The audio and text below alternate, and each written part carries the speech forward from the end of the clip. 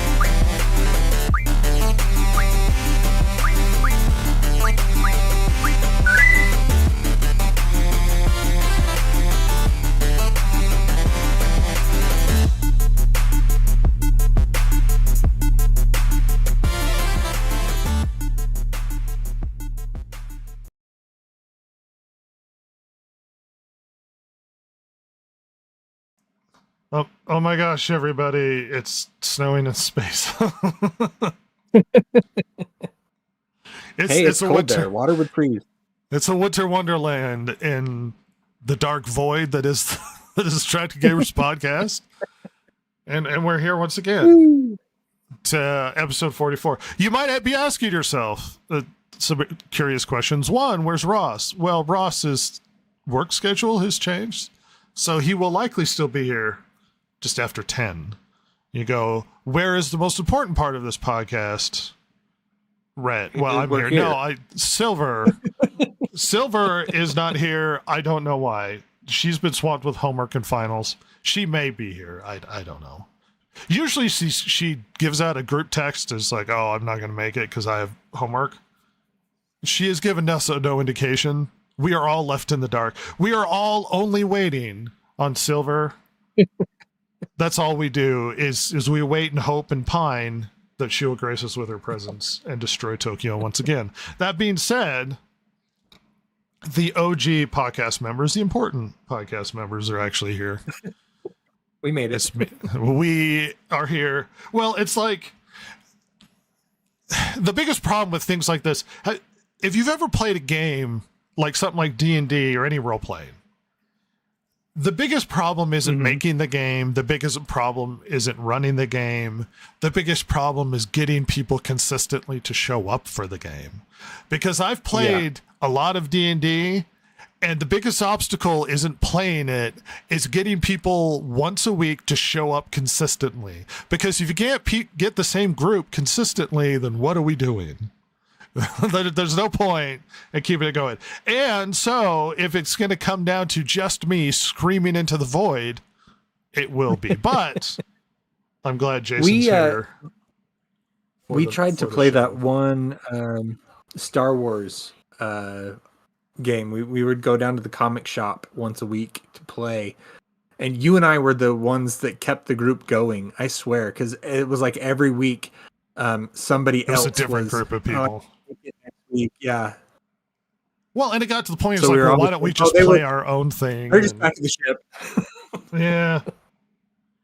I mean, role playing's fun, and I've thought about trying to do a role playing group with you guys, but it's like, how consistent, realistically, can everybody be? Yeah.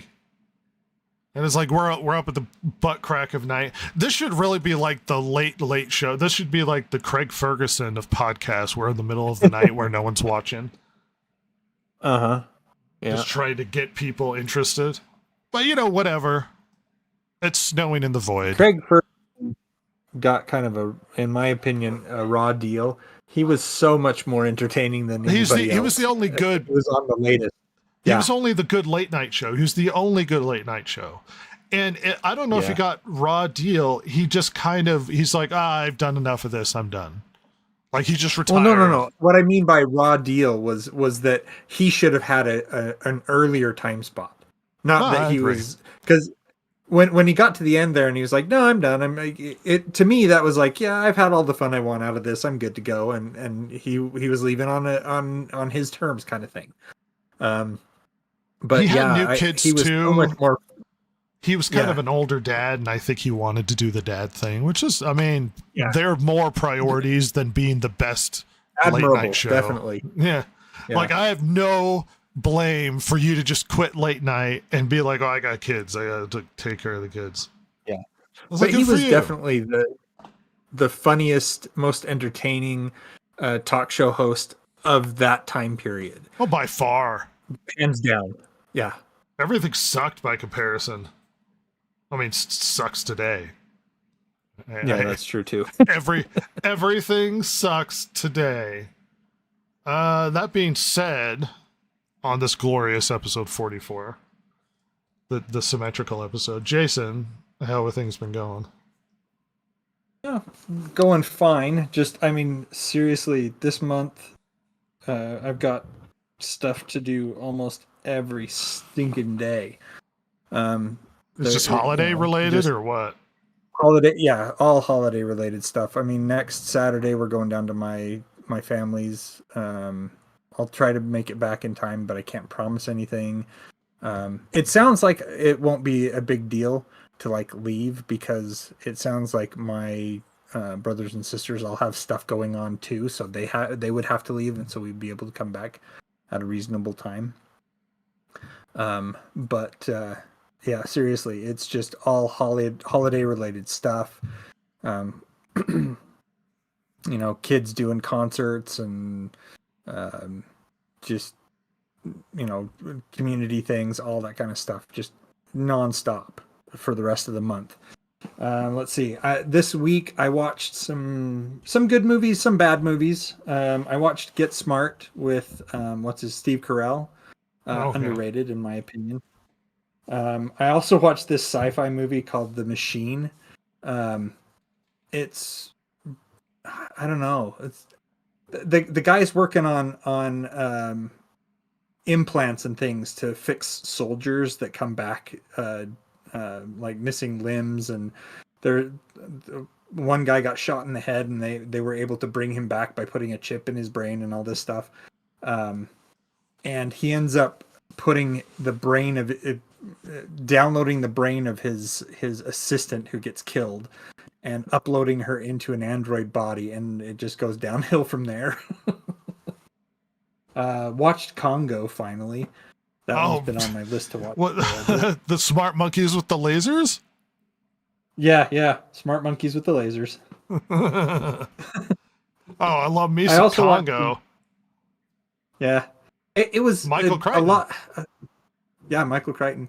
There was a lot of like, I don't know. I remember when it came out, and I remember thinking that it might be entertaining and wanting to go see it, and stuff. But one, I never got around to it, and a couple people who had seen it were like, "Oh, this is a trash movie." No, apparently it's it did pretty fun. well, but it was overshadowed by a different movie. I can't remember what it was right off the top of my head, but another movie that was just blockbuster was released around the same time, and so while it did okay, it made its money back, kind of thing. It didn't do as well as they were hoping it would do, because it was like, you know, a Star Wars movie or something came out then, that wasn't it, but it was something of that nature, and so the other movie just stole its thunder right away. I mean, it's dumb, but it's dumb fun. Yes, exactly. It's one of those movies where you can sit there and you realize that it's just really stupid, but you're having fun, and so it doesn't matter. I watched The Raven with John Cusack. He's a good actor. I like him. He's inconsistently good, but okay. Yeah. You're right. He is inconsistently good, but he plays Edgar Allan Poe in that one. There's a better Edgar Allan Poe movie. What's it called? It has Christian Bale in it. That came out a little while ago. I think it's a Netflix show. It's really good. The guy that plays Blue Eye? Yeah, pale blue eye. The guy that plays Poe looks exactly like Poe. And you might ask yourself, oh, who is this guy? He was the little fat kid in Harry Potter. Really? Yes, he was. Huh. His bully brother or brother-in-law or whatever he was. And he's great in it. He does the New Englandish Boston accent really well. Interesting. Yeah, I would recommend that over an awkward John Cusack movie. Tombstone, watch that one again. I've seen that one before, but that one's always a good one to watch. Well, it's a classic. I've been there. Yeah. To Tombstone? Yes. I used to live in Arizona. To give you an idea, people have over-exaggerated sort of the setup of Tombstone. But it is, if you go there, basically the firefight happened when you turned a corner around in between these two places in this corral section. And the police, the sheriff and them sort of had these guys backed in, and some people claim that it was basically a slaughter because they had them backed into this corral sort of thing. I wouldn't say that, but it is a rough, like, close fight, and it's like whoever draws first is the one that's going to blow the other guy away. Like, that's how close in it is. Yeah. Yeah, everybody says it was the shootout at the OK Corral, but it was not quite at the OK Corral. It was like in between. Yeah, it was in between two buildings. You can't actually walk around it. You go inside a building and you look through a window at the area where they were, and they have little like plastic wax figures standing there where the guys would have stood, like firing at each other. I mean, that's fine. That makes sense. If people could go in there, they'd be taking stuff away. Oh, that happens every historical location. They had a coin machine with this. It's like a automated cowboy, and you put in the coin, and you're supposed to pull the gun and shoot him before he can shoot you. I remember playing that. And I didn't understand the rules for it, so I think I kept losing. Like I kept drawing too early, or I don't know what it was. I also watched Snatch. That's the Brad Pitt one where he plays a piker. Oh yeah, and that one was bad but good at the same time, kind of thing in my mind. Sure. I don't know that Brad Pitt was cast very well in that one, but whatever.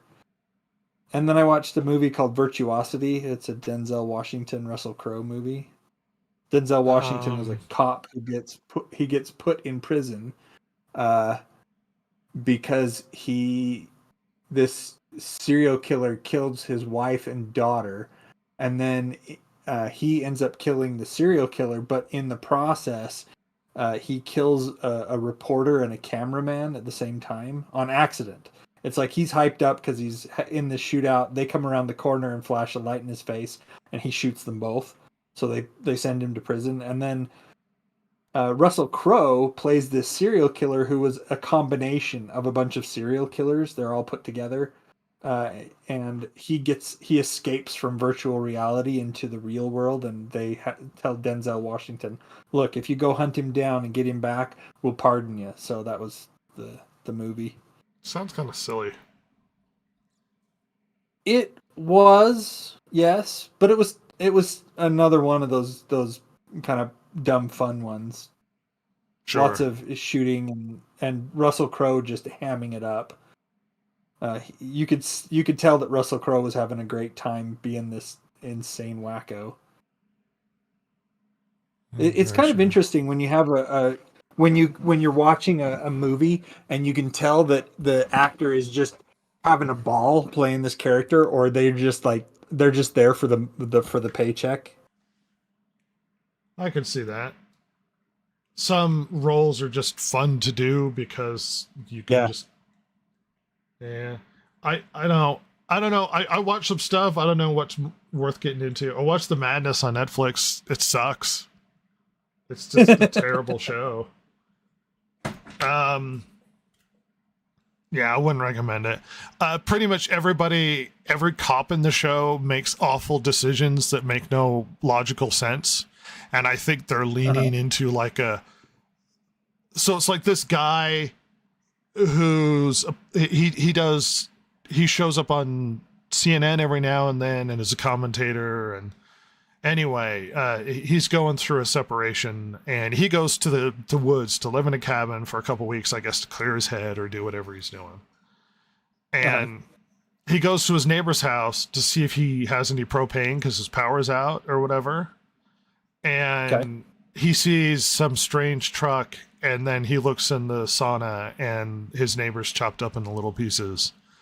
And then like the guys see him and he runs off into the forest and they chase him and shoot at him and whatnot. And essentially the crux of the show is he goes and tells the cops, I saw a dead body and these guys were chasing, trying to kill me. And basically everybody treats him like either A, he made it up, or B, if it did happen, he did it, which is a weird jump of a conclusion.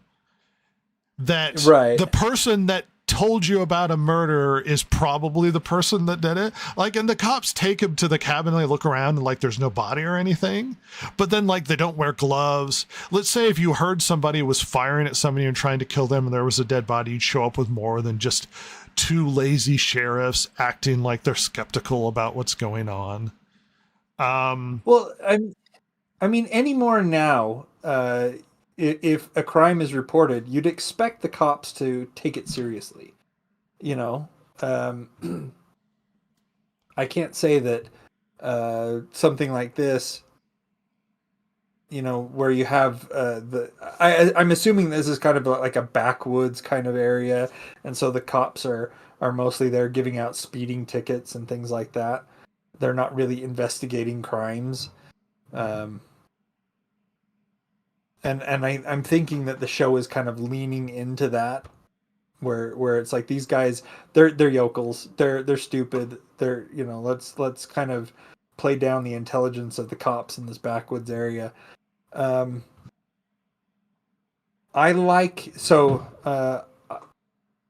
almost would rather that they had somebody. Do you remember So I Married an Axe Murderer? Michael Myers. Yeah. His friend was so happy when they finally had a murderer in town, because he was tired of you know, doing just menial stuff as a cop. And he had to get his boss to like storm into his office and tell him that if he didn't, you know, bring in results, he'd have to turn in his badge. And then his boss comes back in after he's slamming the door. He comes back and he's, did I do that right? Was that okay? But you'd expect that like some cop in a place like that would be more prone to being like, hot dog, a murder. Let's go. It's just they don't ask questions, and the jump to conclusions based on no evidence, and the literal disinterest in trying to discover who it is, and immediately assuming the guy that's pointing out the murder is the one that did it. The show sucks. It's not good. Don't watch it. And there's a lot of racial undertones. Like the implication is because he's black, they're not taking him seriously, and they're presupposing he did. And it's like, ew, I don't want to watch something like that. That's gross. That's gross. I played some video games, I guess.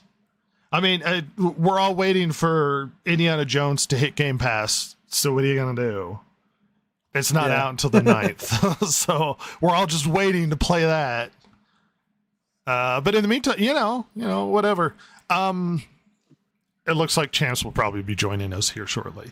That being said, send me a link. I did. I sent it to him. I did that. If it does not work, I will figure it out again. Yeah, the show sucks. Changing world out there, and I'm delaying so that when Chance shows up, we can have our topic discussion here. My boy from Arkansas. He's my boy. It's my special little boy. I'm going to cue this up. It's a special relaxed day here on the DG podcast, everybody. So if anybody's been actually listening to this podcast in any length of time, you'll notice that we usually have a topic of discussion at the outset. What's the major things going on? Major things going on? Well, I have a topic queued up, by the way. And essentially, my conclusion... Hold on, as I check this out.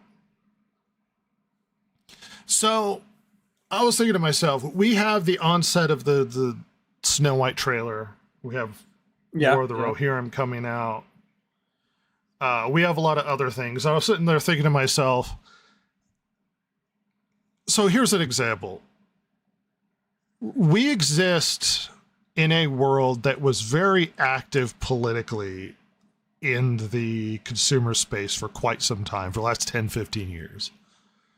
And a lot of these, we got a lot of consumer products that cater to a small minority of politically active individuals. Which doesn't make any sense. Well, right. We had like LGBTQ Skittles during Pride Month, and we had big promotions from a bunch of different companies, whatever. And part of the reason that these things existed was not because the country necessarily, the world politically was moving in these directions, but because not to be too pithy about this, but the squeaky wheel gets the grease, so to speak. And the loudest voices that cause the biggest amount of drama are the ones that get the most attention. Right. And because of that, here, I'm going to send this.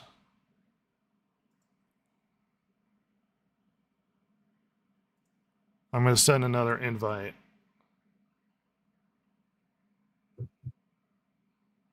Maybe he'll figure it out. I'm trying to have a conversation. Well, I know he has problems.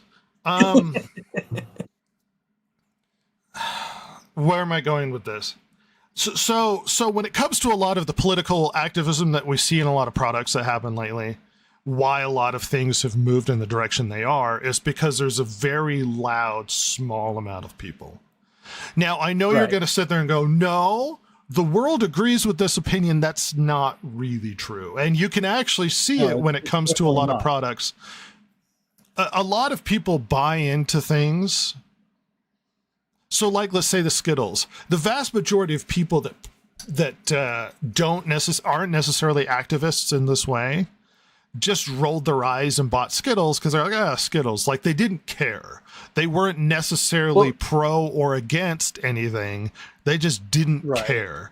And what we're seeing with the turn and when it comes to media and stuff is that people are, how should I phrase this?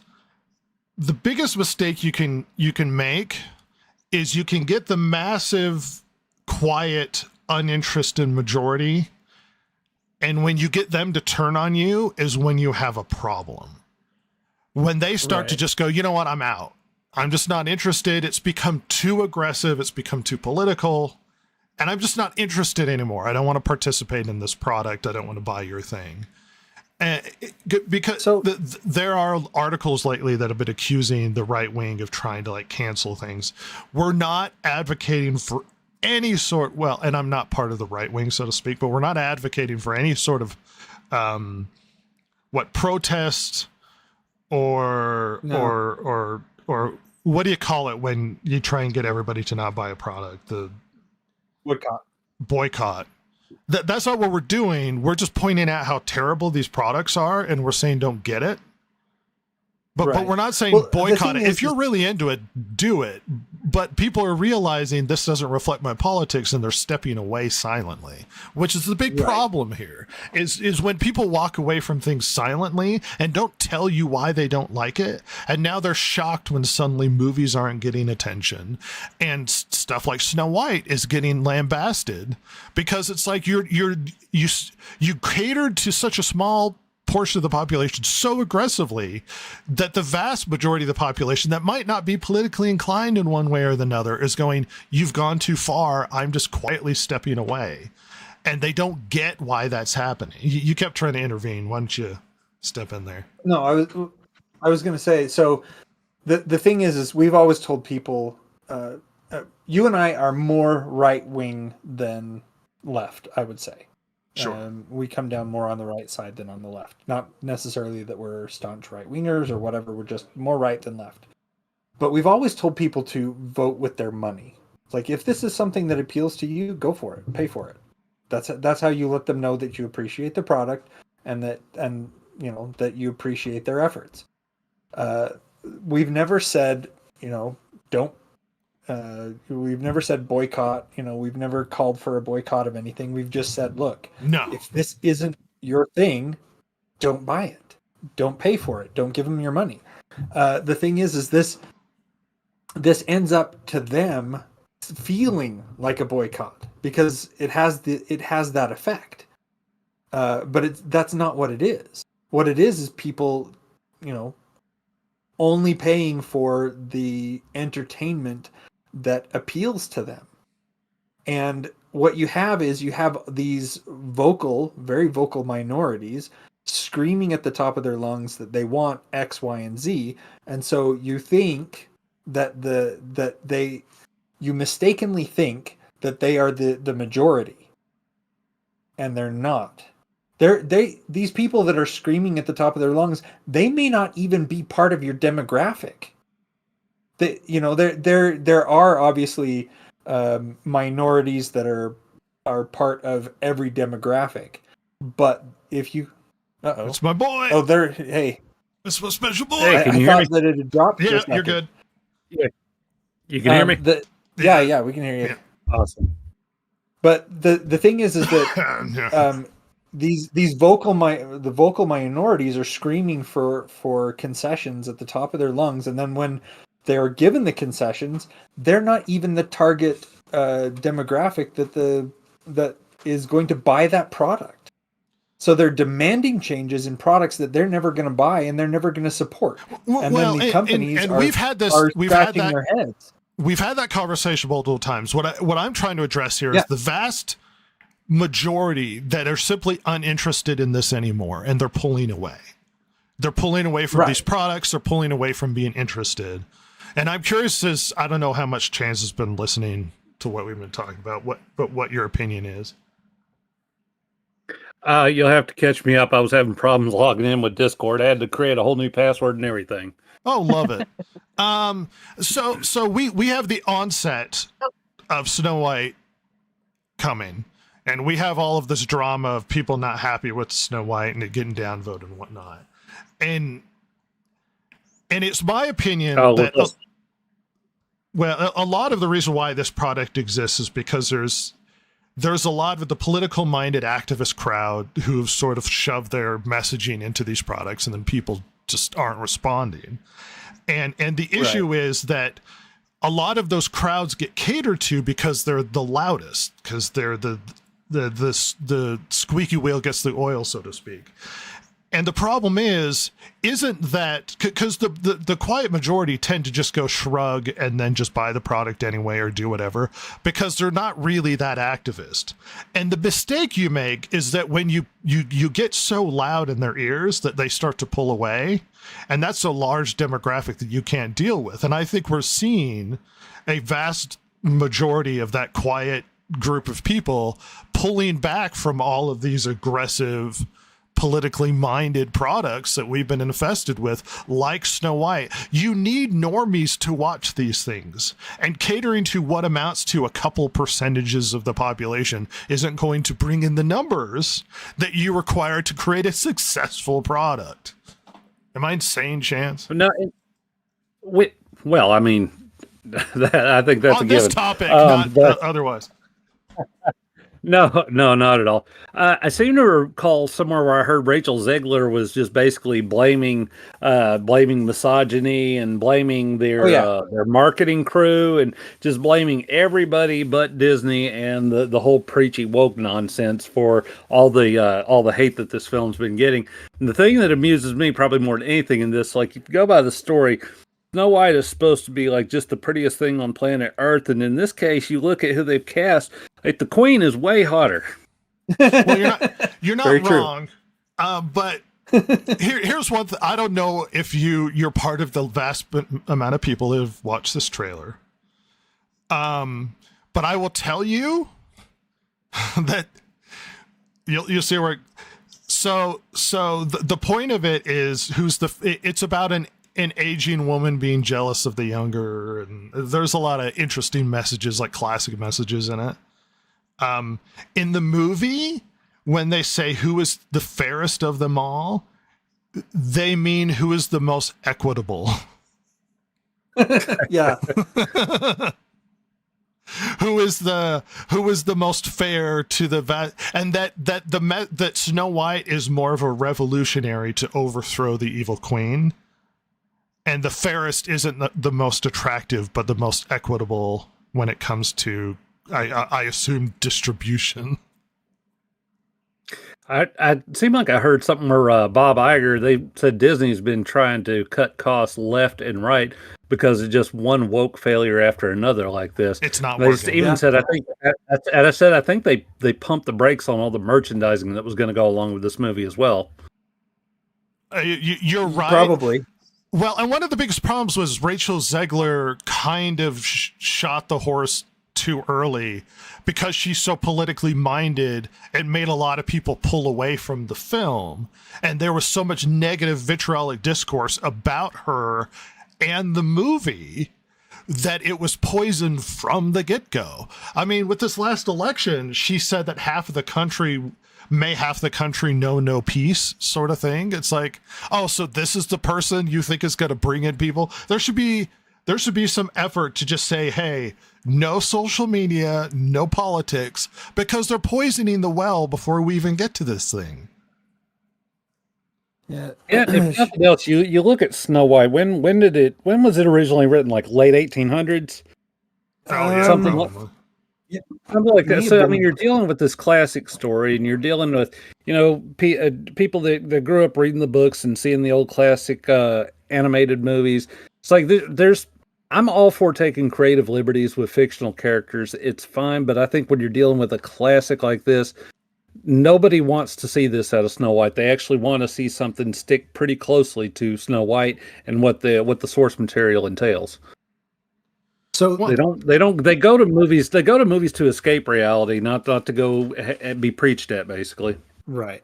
This was first published by the Brothers Grimm in 1812. So it may have been older than that and just passed orally. But the first time it was written down was 1812. So it could have been from the 17 or 1600s even. And the bigger point is because you're using a classic tale, there are expectations as to what the tale should be.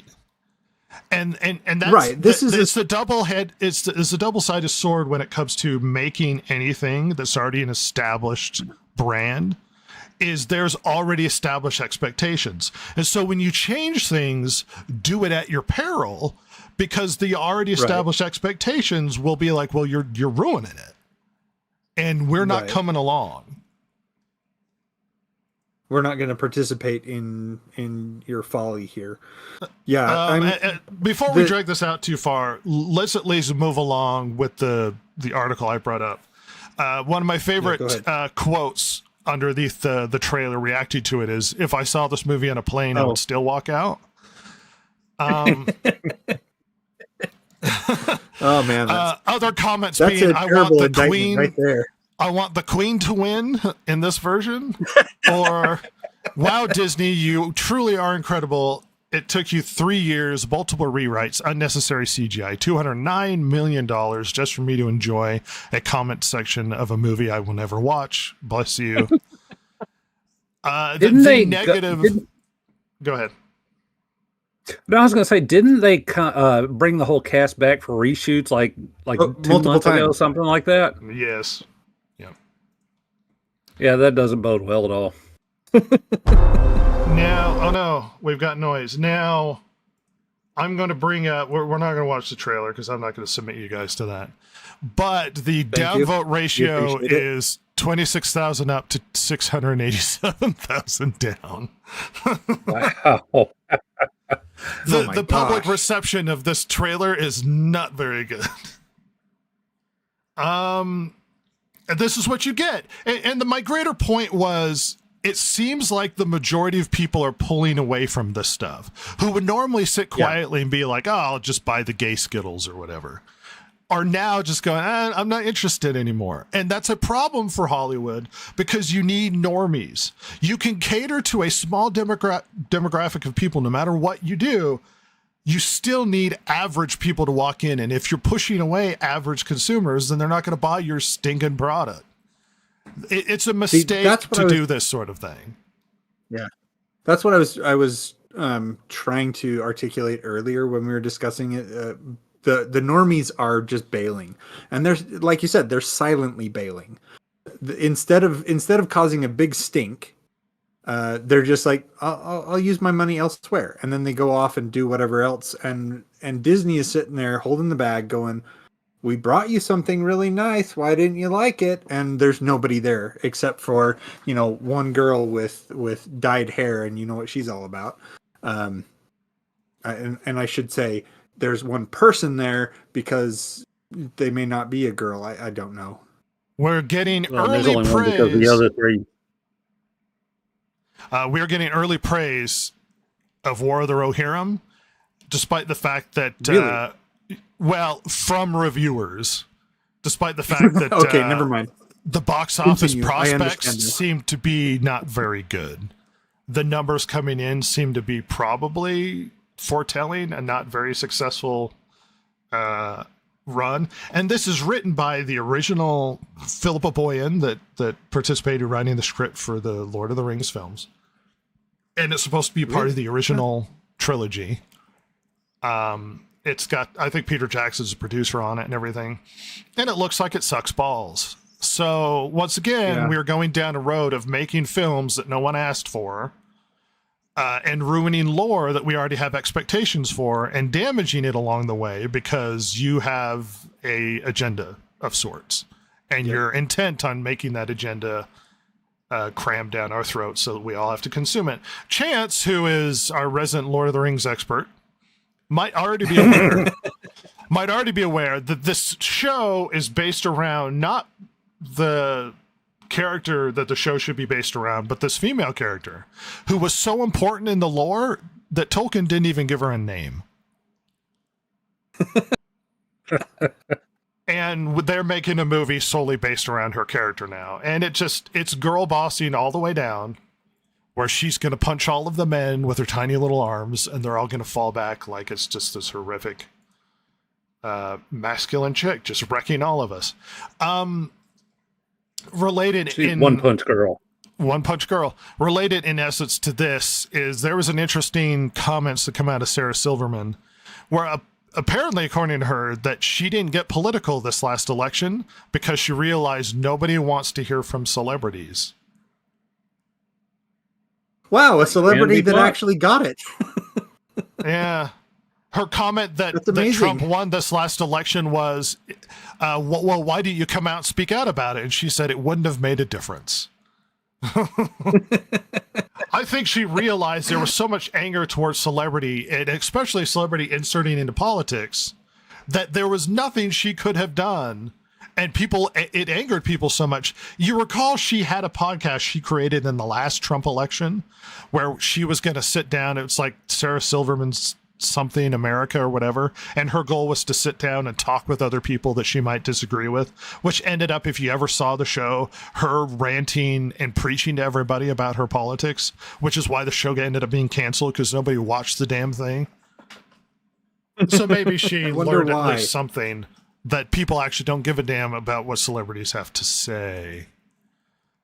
Yeah. But that's it for the initial topic. Hey, guess what? What are we doing next here, Chance? The Distracted Gamer Podcast. Big steaming pile of news dump. And I will remind you once First again, of all, Chance, first of all, when I sit to take a dump, I put the seat up. I'm just saying. well, and you take your pants off. I don't know why you're wearing pants when you're taking a dump. It's confusing to me. Take your pants off. It's not good for the pants. I your think wife is probably unhappy because watching of them all the it's a time. news dump. Collecting it for later, for generations to come. As the news dump, we got a lot of news to go through really quickly. I appreciate you coming along, Chance, just for the fun of it. I don't worry. I just saw the two of you puttering around. I'm like, that's kind of sad. It's always sad, but it's mitigated when you have a lot of people. Then you can't tell how sad it is. Yeah, that's true. That being said, apparently there's some accusations that all of the people pointing at Avowed saying it's going to be really bad are only bigoted people that are anti-woke. And that's why there's anger about how shitty this game seems to be turning out to be. Yes, that's the campaign. It's the campaign against the game. It's not the fact in trouble for discriminatory hiring practices and that the game looks like it's going to suck. No, it's our fault for pointing this out because their concerted effort to tear down this game from right-wing pundits, which we are not. Appreciate it, you psychopath. So, I was watching a YouTube video recently about Black Myth Wukong. Apparently, with Black Myth Wukong, which is doing gangbusters, it's apparently a really awesome game. Somebody like Sweet Baby Inc. I'm not sure if it was the video I was watching. They weren't sure if it was Sweet Baby Inc., but it was someone like them. Right, demanded like $7 million from them to be to I don't know, work on their game. And Black Myth Wukong, the developer, basically said, no, we don't want your input. We don't need it. We'll get along just fine without you. And almost immediately after that, there began a smear campaign against the developer about how they were like sexist and racist and all this stuff. Well, it's because you're expected to bend the knee to get the accolade so that you could be counted as doing your due diligence to help out the DI initiative. The problem with Black Myth Wukong, look, I heard it's good. I don't own it. Here's the problem. It's probably partially funded by the CCP. Possibly, yes. Yes. That doesn't make it not good or good, depending on who funds it. And because of that, they probably don't have to bend the knee to Western demands when it comes to their expectations of DEI. So for good or ill, one communist organization doesn't have to listen to the other communist organization. Regardless, they are eating their own. So take this as a rumor for what it is. But it's coming out of Hollywood Reporter. And the reason why I point that out is Hollywood Reporter has been used multiple times by people in Hollywood to leak information to test the waters to see how people feel about things. But in the new Harry Potter TV show, it looks like we may have a race-swapped Snape. Yeah. For...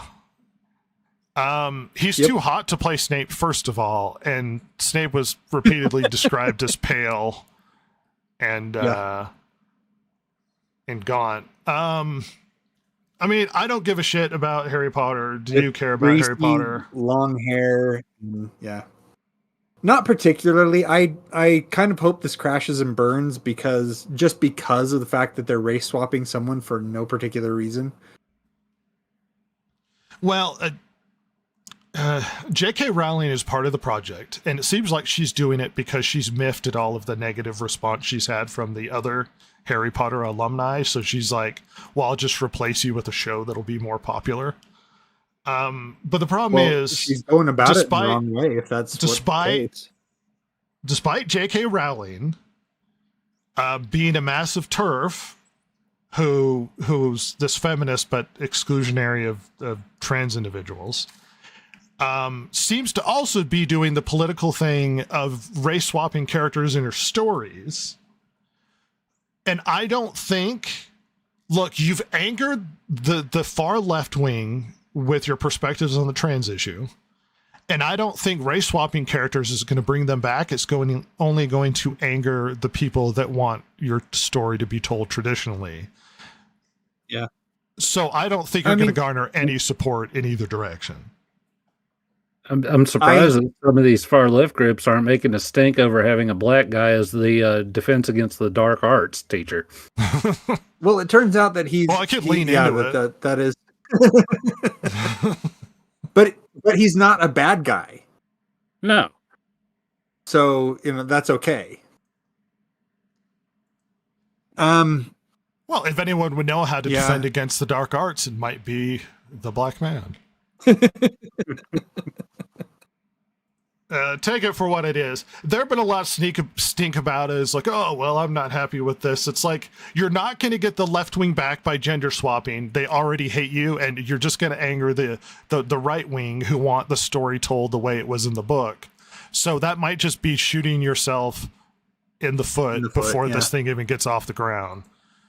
Now, I've heard people complaining about them race swapping Hermione in the new show. But the thing is the book never describes her as anything other than frizzy-haired, and so no, it does actually describe her as white. It's at one point in the book. I've seen people go over it. Despite that, she didn't race. She hasn't. They have talked about race swapping her in the show. They race swapped her in the play. Oh, that's right. It was in the play. Never mind. Anyway, let's move on. CCXP 2024 had some announcements. Blah blah blah.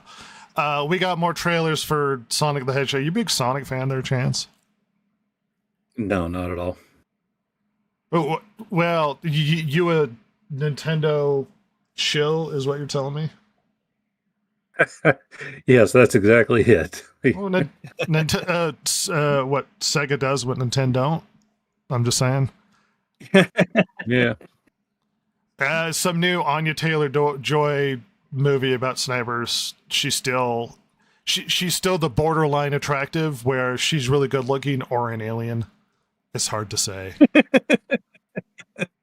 We got a trailer for Severance season 2, which this show has been in development for 3 years now. Season 2.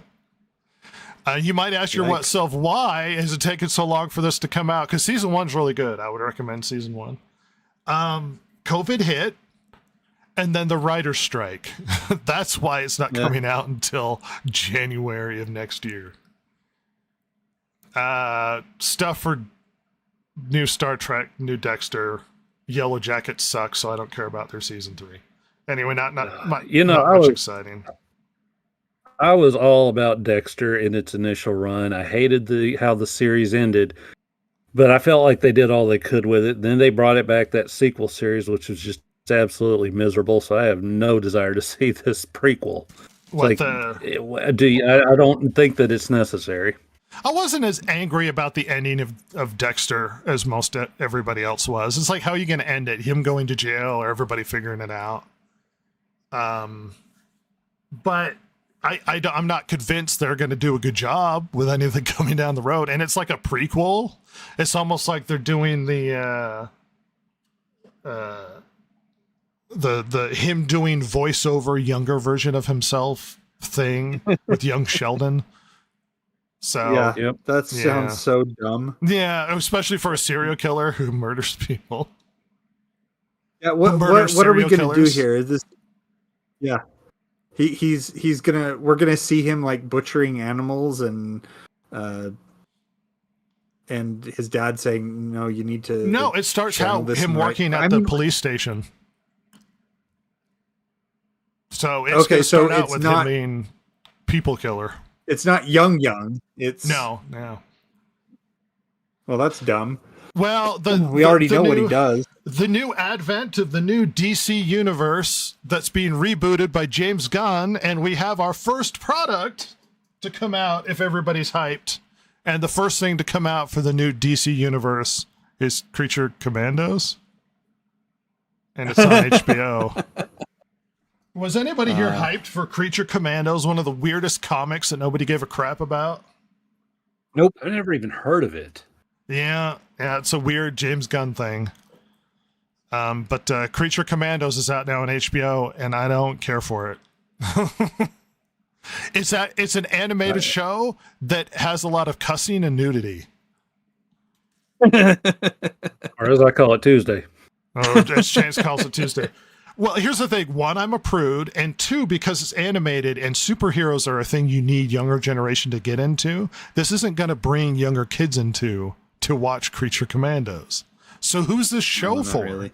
And he had this weird quote where basically he was like, I greenlit my own pet project. And I was like, that sounds like exactly what happened. That you really wanted to do this weird show, and you did. Yeah. Yep, that's exactly what it is. The thing is that he did a good job with Guardians of the Galaxy, and because of that, he's been given a lot more freedom than he should have been given with the DC universe. The thing is that we can't start the DC extended universe with Creature Commandos and the Authority and things like that. We have to start with Batman, Superman, Wonder Woman, Justice League, Flash, if you want to throw that in there. Maybe Green Lantern. Chance, if I were to give you the DC universe and just be like, okay, you're in charge, what do we do? What would be your first initial thing? You're like, okay, this is what we're gonna do. Superman, and we're going to do him well. Well, yeah. Isn't the first... Exactly. You could take a person off of the street and be like, well, you're in charge of making all the DC Universe stuff, and it's like, make a Superman movie? It's like, yeah, because you start at your basics, you build them up from there. Why are we starting with the Authority, which is a cynical teardown of the Justice League, when we haven't even established the Justice League? I mean, I liked the Authority comics, but they're niche. They're so niche. You were going to say something? Unless you're a diehard comic fan. I was going to say, I'm a little bit salty that the James Gunn Superman project is the reason that they had to cancel Superman and Lois a little bit early, had to have that truncated 10 episode final season. And I absolutely love that show. I know how you feel about that kind of thing, but I stand on business. I absolutely adored that show, and I hate that it had to come to an end because of James Gunn. Well, I can't say if the show was good or not. I didn't watch it, so I can't weigh in on it. So, I mean, if it was good, obviously this has something to do with James Gunn basically throwing the thing out with the bathwater. But James Gunn's a weirdo. Everybody going, nobody has ever heard of Creature Commandos. The Authority's also a niche thing. Guess what? It was also niche. Guardians of the Galaxy. It was like a C-tier Marvel group. Like nobody gave a crap about Guardians of the Galaxy. And it's like, this is very in tune with James Gunn. But the problem is James Gunn's like wry humor and quick paced action. Like that's not necessarily Superman. And I don't know why in our initial outing with Superman, we also get Crypto, the Wonder Dog. Well, and see, for me, Guardians of the Galaxy was a little bit weird because when I first saw the lineup and saw the characters, I was really super confused because I read Guardians of the Galaxy back in the late 80s, early 90s. And so not even remotely the same characters or story. You were expecting like Yondu was there. Except Yondu wasn't a space redneck. Right. Now they changed it up, and Guardians of the Galaxy was niche, and this is Gunn likes to do the weird niche stuff. But it worked because the because the Marvel cinematic universe was already established, and so you had people who were willing to risk going to a movie that they didn't know anything about the superheroes, the team, etc. You had people who were willing to risk that Well, on the it's off strength to the of side. the rest of the movies. Yeah, It's off to the side. If it sucks, it doesn't damage the main brand stuff. It's some weird space thing. It's not like if you put it on Earth and then it's integrated into the Earth stuff and then it sucks, then it damages all the other stories. Guardians of the Galaxy was like not a risk for them. Right. Anyway, and everything was a hit anyway. People were going to watch whatever Marvel garbage they shoved out. We got to keep moving on. So the Indiana Jones director is blaming the fans for Wild Dial of Destiny didn't do well. Not that the movie was bad. Yeah, it was our fault. He's saying that the fans are It was our fault. fault.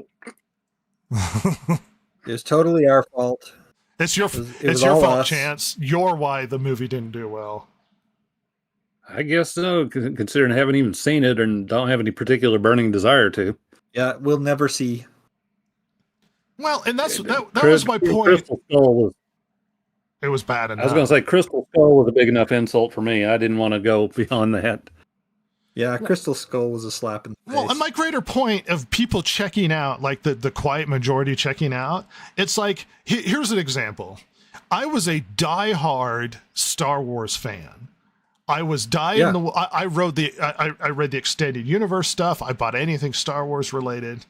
I still haven't seen the last Star Wars movie. Nope.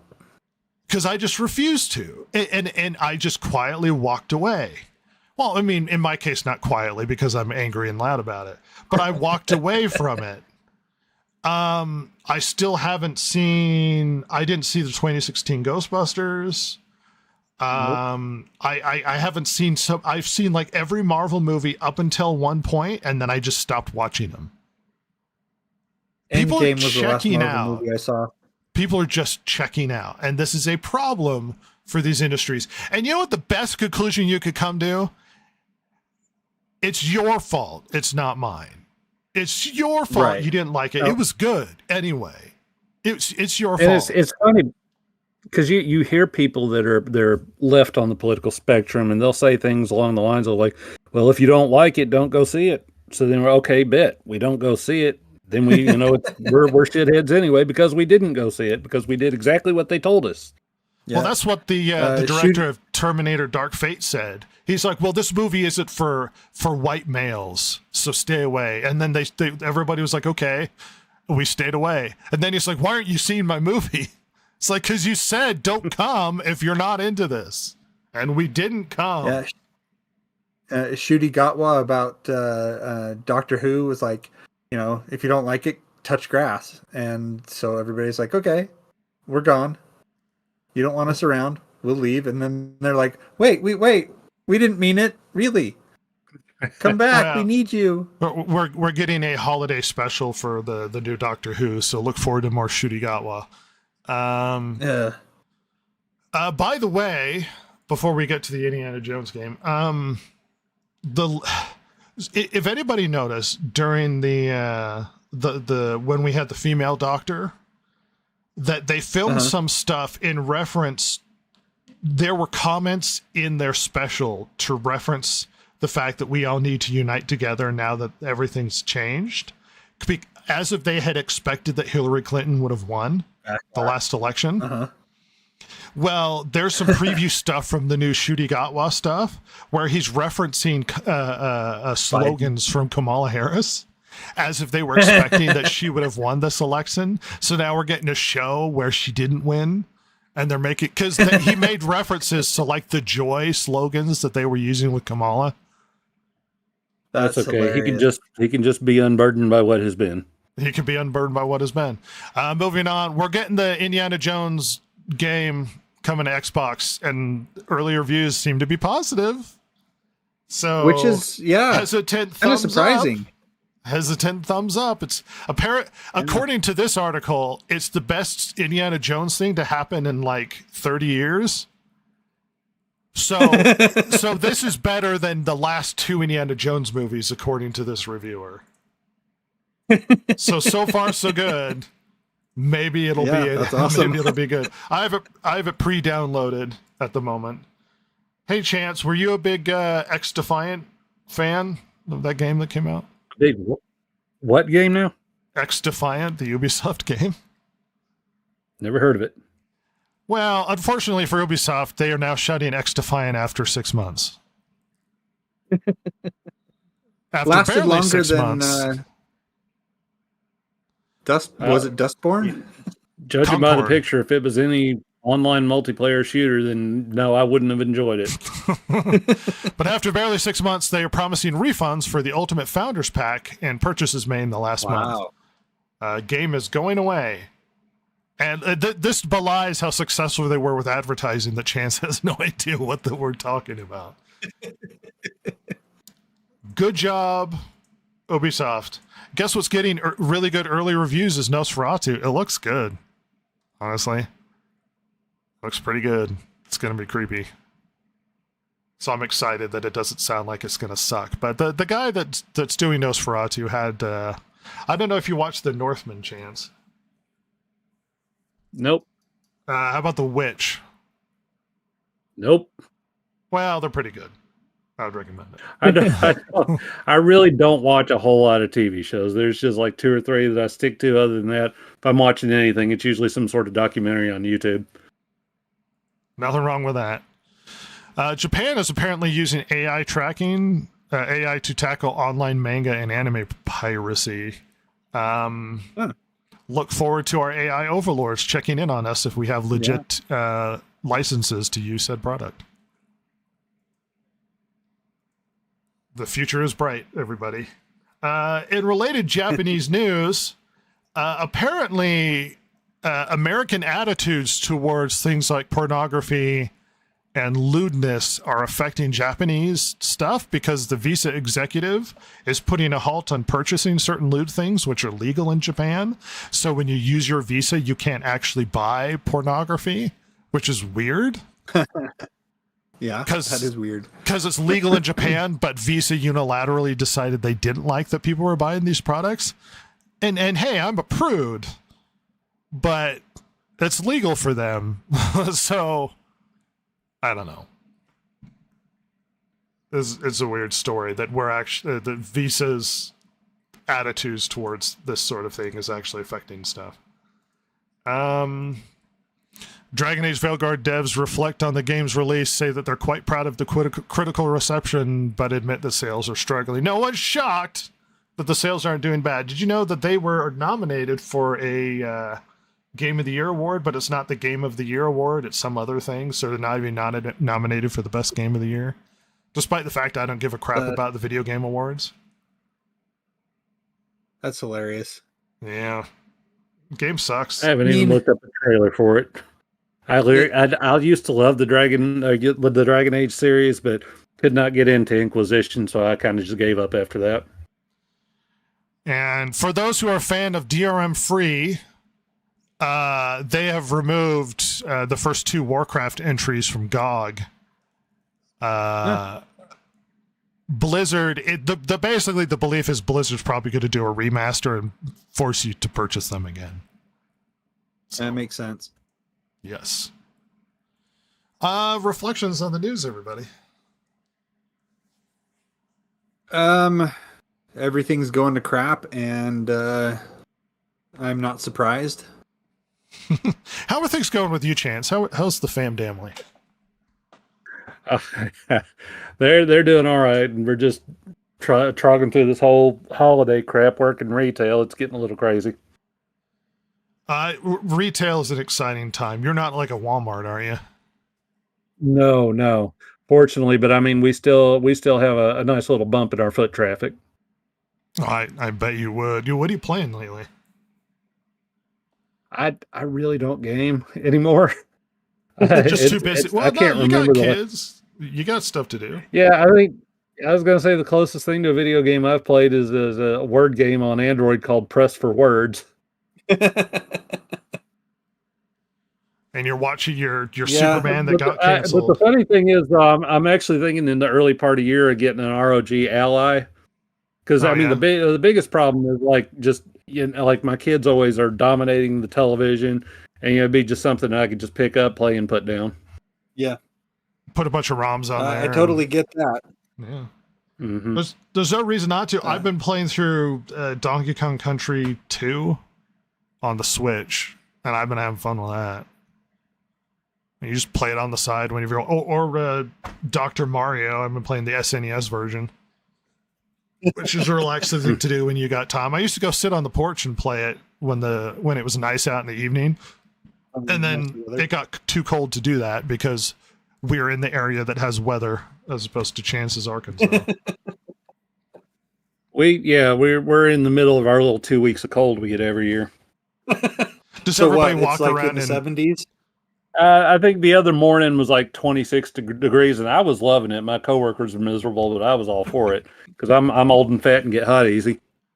Well, you have people walking around in parkas like it's the worst weather they've ever seen. I know my boss and my coworkers, they just look at me and just my shirt, and they're like, "You're gonna get sick." Of course, on Friday, yesterday, I did ended up getting sick and leaving work early, but there you go. I'm not going to say it because of that. Completely unrelated. Completely. Yeah, completely. I used to famously walk around on campus in shorts in a jacket. It's like, what? My legs aren't cold. It's just that you take care of the torso, you'll be fine. There you go. Nice, cool weather. Well, we're going to have a stupid argument about who's going to win with cryptid. You're more than welcome to stay, but that doesn't seem like it's going to be your thing. Probably not. I guess I'm going to go ahead and I've let my children stay up way later than I should have, so I'll peace out for now. Y'all have a good one. So drug them and send them away. Appreciate it, Chance. See you later, bud. And as we drag into the final bit, let me bring up my slides. And let me play a video.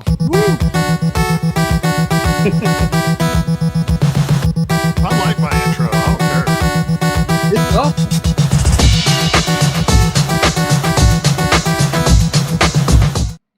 I like the intro. It's a good intro. So do I. Chance's ghost is still in the chat, but that's fine. Let's see if I can bring up the fight. There we go. What do we got there, Jason? We have the Loveland Frogman. No, that's the right one. You uploaded a bunch of different ones, so I don't know. Yeah. I put them in order. So the first two are the ones that we're doing today. The Loveland Frogman and the Flatwoods Monster. So let's see. The Loveland Frogman, there's really not much to go on that I could find that was really talking about him. Apparently, a humanoid frog standing roughly 4 feet tall. Very the possible origin of the Loveland Frogman is a very large iguana missing its tail. Interesting. So Loveland, Ohio, 3 to 4 feet tall, webbed hands and feet, emits strong musky odor, has glowing eyes, and is possibly of extraterrestrial origin. And we have the Loveland Frogman facing off against the Flatwoods Monster. So the Flatwoods Monster is a tall man-like figure with a round red face surrounded by pointed hood-like shape. From Flatwoods, West Virginia. Again, this is a possible extraterrestrial. It's 10 to 12 feet tall. Head shaped like a spade. We already talked about the round blood red face. Glowing eyes. Green metallic outfit resembling armor or a spacesuit. No visible legs. It glides or floats, and it has clawed hands. So were you going to take care of the... I'm Google Gemini at the moment. Okay, awesome. I'm gonna ask this dude. I mean, I'm kind of coming down on the side of the Flatwoods Monster just because it seems more formidable than the Loveland it's huge. Frogman. Yeah, it's a ginormous creature of epic proportions. Let's see. Go. I can't. I accidentally logged myself out, and now I can't. Why don't you look him up and see what Google or ChatGPT has to say? I usually go to Google Gemini, but whatever. Let's see. Superficially, one's a little toad man who's 3 to 4 feet tall Does he carry a wand? Possibly. The other some one's, sort of device. the other one's enormous and could eat a person. Okay, let's see. Flatwood Monster seems like it's an alien. Hypothetical fight between the Loveland Frogman and Flatwood Monsters would be fascinating given their vastly different characteristics, but the winner would likely depend on how their abilities and features are interpreted. Here's the breakdown. So we have sometimes associated with carrying a wand or emitting sparks. That was one thing that I accidentally left out. Okay. Abilities for the Frogman are agile and amphibious, capable of navigating both land and water. Alleged magical abilities: small size may make it stealthy. Strength, likely fast and hard to catch due to small size and amphibian agility. Potential magical powers could provide a surprising advantage. Weakness, small size and lack of apparent physical strength could leave it vulnerable to larger foes. And no confirmed offensive abilities beyond the wand. I think this would be the one-sided. Flatwood Monsters emits a noxious mist that can disorient or incapacitate, associated with UFO sightings, potentially suggesting advanced technology or alien origin. Large size and intimidating presence. Strengths, size, and possible extraterrestrial technology make it imposing and dangerous. Toxic mist could incapacitate opponents before they get close. May possess other unknown alien abilities or defenses. Weakness, large size could make it less agile and vulnerable in close quarters. No confirmed physical combat abilities. I Winner. don't know, the clawed hands according to is kind of a... Well, I mean, Has doesn't either seem to of be these pulling monsters killed anybody, or are they just creepy things No. people have seen? They're just creepy things people have seen. One of the, if I remember right, the Flatwoods Monster could possibly just be an owl. Oh. Just from a distance? Well, we're assuming this creature Yeah. exists for the sake of this discussion. Right. I'm just... It Okay. could be an owl, but yes, from a distance with two glowing eyes and a 10 to 12 foot tall tree. That being said, I mean, they're both weaklings with no offensive power, and one's a little frog that's 3 to 4 feet tall. I'm probably going for the 10 to 12 foot tall clawed hand metal outfit ginormous monster man. Right. And ChatGPT agrees with you. It says the Flatwood Monster likely wins due to size, potential extraterrestrial technology, and incapacitating mist. The Loveland Frogman, while agile and possibly magical, doesn't seem to have sufficient offensive power or defenses to overcome the toxic mist and sheer physical dominance of the Flatwoods Monster. I like that ChatGPT has a better, more thought out response to who wins in a fight than we're capable of providing. And if Silver were here, she would come up with a really absurd reason as to why the Flatwoods Monster would win. Well, the thing Good is haircut or that we, it's kind of funny that it's like the Flatwood Monster doesn't have any offensive capabilities. I'm sure that I was checking, and even ChatGPT was one that came back with, oh, by the way, it has claws. So then I asked ChatGPT again, and they're like, "Well, no offensive capabilities." Okay. So there you go. I'm siding with the Flatwoods Monster. It is bigger and more imposing. There is a possibility that the Loveland Frogman does have some magical abilities that could negate the Flatwood Monster's more physical capabilities, but there's never really been anything to suggest that other than that it had something that emitted sparks, but it was never used, never seemed to be used offensively or defensively. Well, it's like its powers are confusing and ill-defined, so it's hard to delineate exactly what the Loveland Frogman is capable of doing when it comes to his violent, tendencies. Yeah. I mean, what does he do? Just people see a frog guy with sparky hands and they're like, oh. Pretty much. Ohio's weird, man. Very true. Well, Flatwoods Monster goes on to the next round, and we move on to the bout between the Beast of Bladenborough and the Beast of Bray Road. Oh, let's see. Bladenborough. Oh, well, see, this seems more of an exciting fight. Yeah, this one definitely more of an Dang. exciting fight there. Well, exciting. We have a victor. Stupid frog is dead. Long live the Flatwoods Monster. Long live the Flatwoods Monster. The Flatwoods Monster and his mighty powers, and not an actual owl. Not an owl. Shut up about being an owl. You know what? I'm just giving you the possible no. origin of the legend. But yeah, I think you're a Flatwood Monster denier, is what I think you are. You don't believe in the legitimacy of the Flatwood Monster. What, do you also don't believe in the flat Earth, Jason? Definitely not that one. Well, what do you think is going to happen when we sail too far out? We're going to fall off and hit the stupid turtle.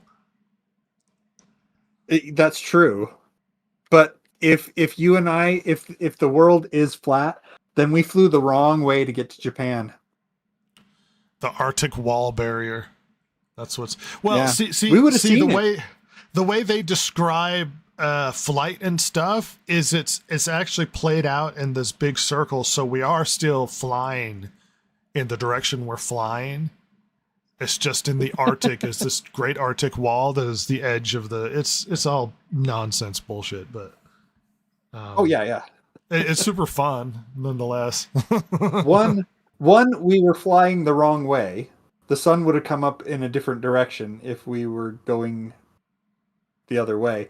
And we would have seen ice. We would have seen the wall. The ice wall, yeah. And so... Well, if you could pick one weird conspiracy theory that... Because obviously flat Earth is real. But if you could pick one weird conspiracy theory that you want to be true, not that you believe it, but you want it to be true, which one would you pick? Which one? Oh, hey, Ross. Glad you could join it's us. Ross. I'm asking Ross before I sit here and think about it. I asked Jason if there's one conspiracy theory he wished were true, which one would he pick? Anyway, go ahead, Jason. Oh, I don't know, because... Okay, well, I've got one. Go for it. It's either Bigfoot or Loch Ness. I think Bigfoot. Classic. Yeah. I like the idea of a giant monster in a lake that only shows up every now and then and has tunnels underneath the earth. That's why you can escape every now and then. Nessie. Oh. But Sasquatch is exciting because a giant ape man whose magic power seems to be lack of focus when people take pictures of him. He's just out of focus as in reality. In reality. In reality, he's always blurry. Jason's ability to have emotions, that's a conspiracy I'd like to be into. Yeah. I mean, some of the conspiracies where like, there's money. That's it. Like you mail Bill Gates and he mails you back money. That would be one. Is that a conspiracy? There was a thing going around. It's more of an urban legend, I guess, than really a conspiracy. But what about if you eat somebody, you gain their powers? Ooh, classic. Love that one. Because if it's not true, why am I eating all of these people? No. It's just a waste. Waste of time. You have to eat the whole person, or just like part of them.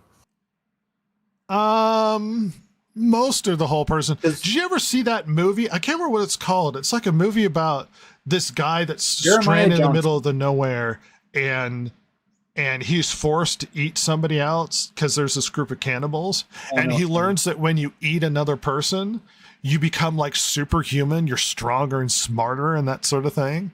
And it's like, oh no, this is dangerous. It's I've really never heard of that one addicting before. It's pretty good. It's really bloody. If that were true, cannibals would have taken over the world by now. Maybe they have. There was and you just don't realize it. There was a mountain man, Jeremiah Johnson, who got into a feud with one of the Indian tribes. I forget which one. And apparently that tribe believed that if you killed somebody, if you ate their liver, you got their power. And so he would at least cut out, like he would kill one of them and then cut out their liver. Whether or not he actually ate it, I don't think that actually happened. But he eventually like settled the feud with the tribe because he was really good at killing them. Oh, that Robert Redford. Yeah. I mean, we do know what people taste like. Just to say, Ooh, long pig. well, it's not pork, chicken; was it's it? actually pork. Yeah, long that pig. pork. Yeah, Everything tastes like chicken, but people taste like pork. people taste like pork. I've Well, heard some people that have been involved in like horrible car accidents or like really terrible wars, like they don't like barbecues anymore. Yeah. they smell burning people. Mm-hmm. What would you do if you found out, like, only you know that if you eat other people, you become like superhuman, just smarter and better and stronger? Would you keep it to yourself? Would you eat people in secret? Oh, Would you do nothing yeah, with this absolutely. information? I would tell nobody, and I would probably do nothing with it, but I'd keep that in my back pocket just in case. Just last minute want to whip that thing out? Yeah, it might be useful. I mean, that's a way to go with it. I mean, I could eat you and be the last one left that knows the secret. No, Well, the problem it's is not you have to keep- Highlander. You have to keep eating people is the problem. What if real life is Highlander and you're just the last person not eaten and you have the power of like 1 billion people? There can be only one. There could be only one human. I am the last of the people. Become like Last of the Galactus. humans. Just you have the power of a complete species. Oh, that rule. Yeah. It would rule. It would be pretty. The heights of my intelligence and the depths of my complete moron ways would be incredible. Think of all the idiots that have been in our race and the geniuses. You think it would even its way out? You'd be an average intelligent person. Oh, I'd just be a regular guy, but really powerful somehow. Little did you know that the dumb people even out like the smart people. Maybe average intelligence goes down slightly. Oh. You're like, oh no. Turns out the easy ones to eat are really stupid. My hubris. I thought I'd be powerful. Well, what do you think's conspiracy, Ross? What do you want? Well, you knew where I was going. Well, I do. And that is Yakub. That we were The white race was created by the what was it, the hypercephalic genius evil scientist Yakub. The white race was created by apes that lived in caves. He gave them intelligence. And everything went downhill for the real human race. We are the blight upon the universe. We are. It's Which either is that or like- Hyperborea. Hyperborea? Yeah, have you never heard of Hyperborea? No. That's where Conan's from. No. Yeah, Conan's from the Hyperborean age. Yeah, Hyperborea is like, that's what they think is, it kind of delves into Flat Earth a little bit, but more so it's like, there's secrets in Antarctica, and it's like an ancient, like, civilization that was like, it always comes down to a hyper-advanced civilization with pyramids. I mean, every time. It has a weird has weird connotations with a certain group of supremacists. I'll say that. I don't know what it is because I've never delved enough into it to know. I find Yakub far more fun, so I just stick with Yakub. What's that ancient civilization that used to rule the world? The the Tartarians. The Tartarians, yeah. Knowledge is power. Knowledge is power. What kind of knowledge? Don't worry about it. All of it. It's all power. Even the stuff that's not true. So according to the theory, Jason, there's a Tartarians or the Tartars, who were such a powerful organization that they were like even other countries, that they were such an overlain like religious and like intellectual institution that they were inside every country and as far as the New World before anybody had actually reached the New World. And it's like, well, when we know about them, and it's like, oh, well, they're trying to suppress it. But the Russians are teaching their students about Tartaria and this mass. It's like, see, here's the problem. Of course, the Russians would teach that there was an ancient civilization that was the most powerful civilization because it's part of Russia. So they can teach that they were like the originator, like awesome people. I mean, I'm down for it, but it's complete nonsense. Nonsense. Oh, Makes Tartaria. zero sense. Yeah, they had maps that showed everything before we even knew it. They were the original OGs. There's another weird Russian conspiracy about history. About history is like 1,000 years shorter than what we say it is. Oh, really? And it's like a vast conspiracy with the papacy, the Rothschilds, or like some rich family. Why would they add 1,000 years to fabricate a bunch of background that doesn't exist? Yeah. It's super bizarre. I want to say Gary Kasparov believed in it briefly. As I remember in my hazy mind and memory, I want to say that he briefly flirted with an interest in it. Don't sue me, Mr. Kasparov. No, sue him. Pay me and I'll get you secret information. Fabricated text messages. Yes. Yeah. I gotta get paid. Well, everybody ready for the holidays before we get on out of here? You got your toys for your children, Jason? Or your illegitimate children, Ross? Absolutely. Yep. All my many illegitimate children who I've spawned across the globe. Just Ross's. Didn't I propose a question once where it's like you get $1 million, but like you get one child that's your spawn in like every nation? Yeah. So there's like thousands of you. There's like a Asian like a weird Ross version of Genghis Khan. Yeah. You're just everywhere. Yeah, that would be so weird. That would be great. You run into your son who has your features, but is Asian or African or a strong African Ross. There was a movie like that with Vince Vaughn where he donated thousands of times to a sperm bank, and like some doctor who was really negligent gave all of his donations like one right after another. So they found out that he genetically had like hundreds of children. And all of them sued to try and figure out who their father was.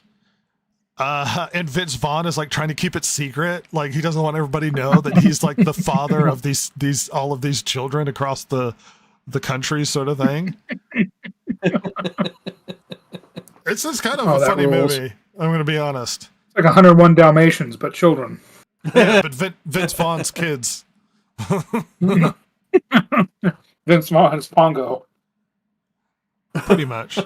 Anyway, Christmas, Ross. I got a Christmas present, the glorious Christmas present from Ross.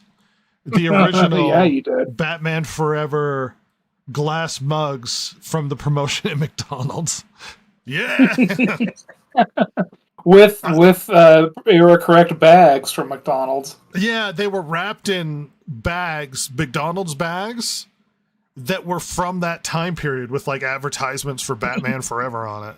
It feels like somebody got those, like they're a collector's item, and then wrapped them in the bags and then put them away for forever. Yeah. Yeah. It was. I was shocked. I didn't know about the bag part. And I opened it up and I'm like unwrapping these. I'm like, oh, they're McDonald's bags. Funny. And then I look at it and I'm like, 1994 NASCAR schedule. What the hell? Like, oh my god, this is awesome. Time capsule all over the place. Mm-hmm. Those were and like the I got my gift from Rhett, as you can tell from my dulcet tones. Yeah, Jason and Ross sound much better because they both got mics now. They both got higher quality microphones. So we're going to sound pretty good. We're not going to be better as a podcast, but we'll sound pretty good. We will sound so while we suck. While we suck, will sound great. It come through clear. Be really nice. You know what? I want to end with one thing. Me and Ross were having this conversation earlier, where Ross was proposing we go whether or not we were going to go see War of the Rohirrim, and I was like, I don't think I want to see it. Like, I don't think I do. I have thought about seeing it for the podcast. So have we. Talk about That's the problem. But the thing is that you're right. I don't want to see it. I don't want to give them my money. Well, so here's the debate. We don't want to see it because it looks bad and we're not going to enjoy it. Or we see it for the sake of discussing it for the podcast. But if we're going to do that, and all three of us could do this, or we can invite the kaiju monster, then we're going to have to do a full review on the media literate thing if we do that. Yeah. So it's like, is it worth it to see a movie you're probably not going to enjoy?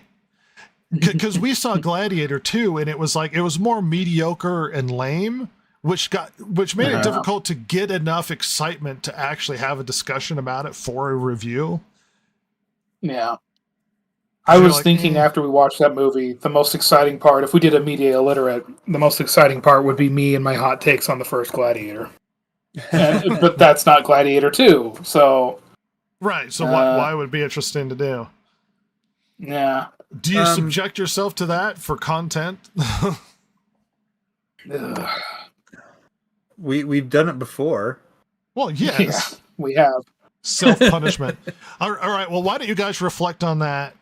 And we've got more Christmas coming. If you can't tell, it's snowing in space, Ross. It is. It's so beautiful and dynamic. I love it. I love it. I love the snow. I love it. I like snow. I like the snow. That being said, we're just gonna. Well, what do you have to say, Jason? Oh, I was just gonna say we need to decide fairly soon because it apparently it's coming out on Thursday. So yeah. Well, keep that as a mystery as we end this podcast and we get on out of here. We appreciate everybody for coming along. And Chance was here for a bit. Ross missed that, but you know. No, I'm sorry. I was putting milk on a shelf. Like ships in the night. Like ships in the night. At any rate, we're going to get out of here. Thanks for coming along for the podcast, everybody. Goodbye. Bye. Later.